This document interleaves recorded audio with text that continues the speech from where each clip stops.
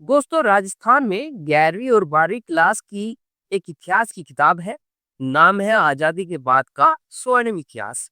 और इसी को लेकर विवाद खड़ा हो गया। राज्य के शिक्षा मंत्री मदन दिलावर ने इस किताब पर अचानक रोक लगा दी। अब यह किताब स्कूलों में नहीं पढ़ाई जाएगी।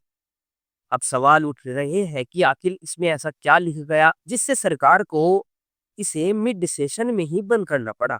दरअसल दोस्तों, शिक्षा मंत्री का कहना है कि किताब में कांग्रेस पार्टी और उसके प्रधानमंत्रियों का महिमा मंडन किया गया है, जबकि बीजेपी के नेताओं और उनकी सरकारों की उपलब्धियों को बहुत कम जगह दी गई है। और साथ ही उनका मानना है कि इससे छात्रों को एक तरफा जानकारी मिल रही है जो उनके भविष्य के लिए सही नहीं है। मीडिया रिपोर्ट के मुताबिक किताब के पहले भाग में 83 पेज और दूसरे भाग में 79 पेज है।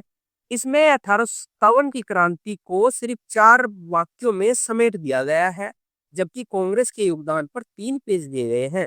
इंदिरा गांधी के कार्यकाल को पाकिस्तान के विभाजन जैसी उपलब्धियों से जोड़ा गया है, लेकिन इमरजेंसी का जिक्र तक नहीं किया। राजीव गांधी पर 11.5 पेज लिख दिए गए। वहीं नरसिम्हा राव, जिन्होंने आर्थिक सुधार शुरू किए, उन्हें सिर्फ 2.5 पेज मिले। अटल बिहारी वाजपेयी, जिनके समय में पोखरण परमाणु परीक्षण और कारगिल युद्ध हुआ, उन्हें सिर्फ 1.5 पेज में समेटा गया। मनमोहन सिंह के कार्यकाल को 23.5 पेज दिए गए हैं, जिनमें मनरेगा, आधार कार्ड और शिक्षा नीति का विवरण है।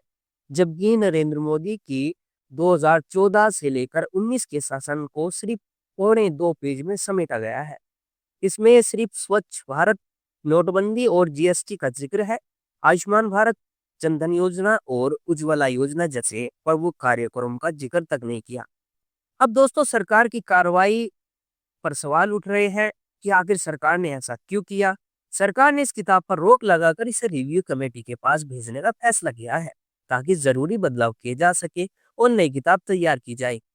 लेकिन अब सवाल ये है कि जब तक नई किताब नहीं आती, तब तक छात्रों का क्या होगा और उन्हें क्या पढ़ाया जाएगा। नई किताब आने में कम से कम 2-3 महीने लग सकते हैं। इससे छात्रों की पढ़ाई और एग्जाम की तैयारी कैसे होगी, ये तो सरकार जाने। और इस किताब की 2025 वाली 5 लाख कॉपियां पहले ही छप चुकी है और इन्हें करीब 19,700 स्कूलों में बांटा भी जा चुका था।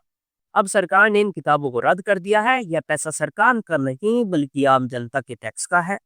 अब नई किताब छापने में भी उतना ही खर्च आएगा। इस विवाद में एक बड़ा सवाल ये भी खड़ा होता है कि क्या हर साल सरकार बदलने पर बच्चों को नया इतिहास पढ़ाया जाएगा? क्योंकि 2019 में कांग्रेस सरकार ने किताब तैयार करवाई थी और 6 साल तक बच्चों ने इसे पढ़ा। अब बीजेपी सत्ता में आई है तो सिलेबस में बदलाव हो रहा है।